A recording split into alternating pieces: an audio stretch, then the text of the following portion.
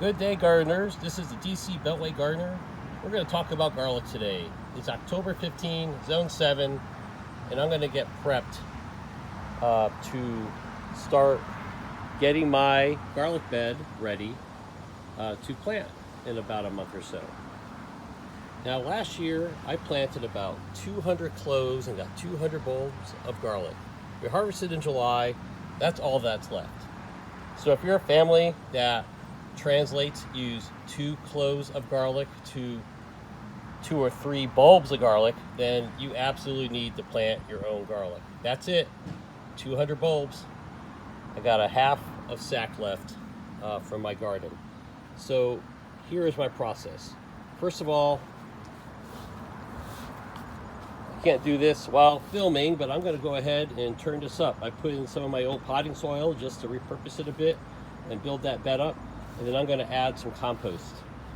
My favorite nursery didn't have all the compost I wanted, so I've got 3 bags of leaf compost, and I've got this mushroom compost, which has a little bit of poultry manure in it.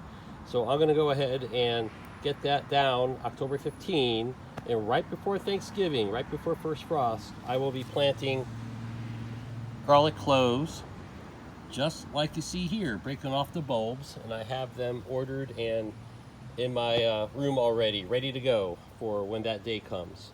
So once I get the compost on the bed, I will go ahead and I'm going to add some 10-10-10 to sprinkle it, and then I'm going to add some bone meal for the bulb growth because it's a root. So I'll throw a couple of handfuls of that and a couple of handfuls of that, and not worry about it. And around Thanksgiving, that's when we'll get the cloves in the ground right before first frost in Northern Virginia. I will pause this for now and continue when I get to some of the next steps.